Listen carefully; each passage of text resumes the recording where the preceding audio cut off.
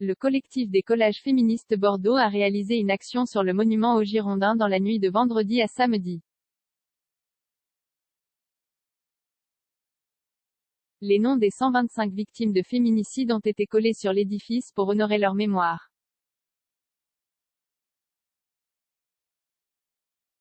Le collectif réalise des collages sauvages de slogans contre les violences sexistes et sexuelles depuis 2019, en choisissant des endroits très passants pour interpeller le public.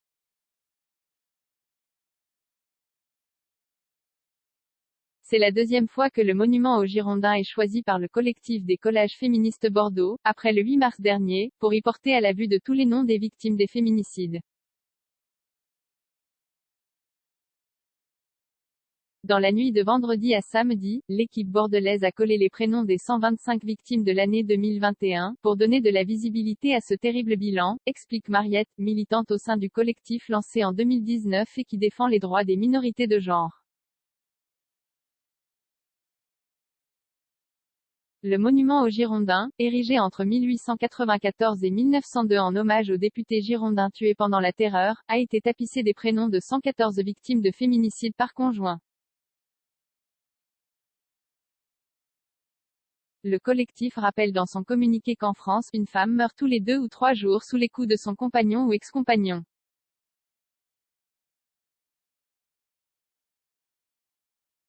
Elles ont aussi tenu à afficher le nom des 7 personnes transgenres et des 4 travailleuses du sexe qui ont été tuées en 2021.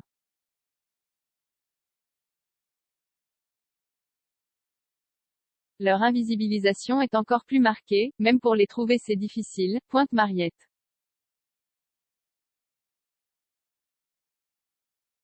Dans certains cas, il y a la mention anonyme, car il n'a pas été possible d'identifier la victime.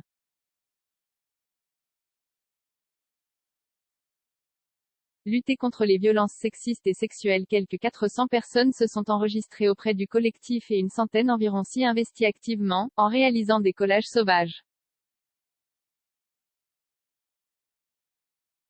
Des femmes, des personnes trans et non-binaires. Les membres du collectif ont l'habitude de se plier à des contrôles d'identité et de devoir décoller leur slogan s'ils croisent la police.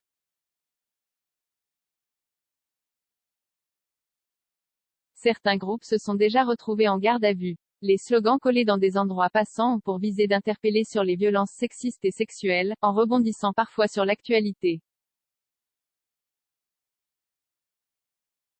Nous refusons les slogans et propos transphobes, putophobes, racistes, homophobes, islamophobes et validistes, présentant les personnes handicapées comme non valides, précise le communiqué. Mariette est critique envers les actions des pouvoirs publics contre les violences sexistes et sexuelles. Cette parole qui se libère, si elle n'est pas entendue, cela n'a aucun intérêt, estime-t-elle.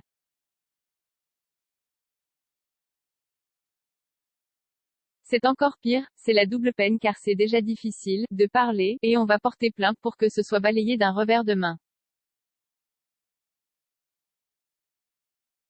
C'est une fois que les personnes sont mortes qu'on se dit qu'on aurait pu faire quelque chose.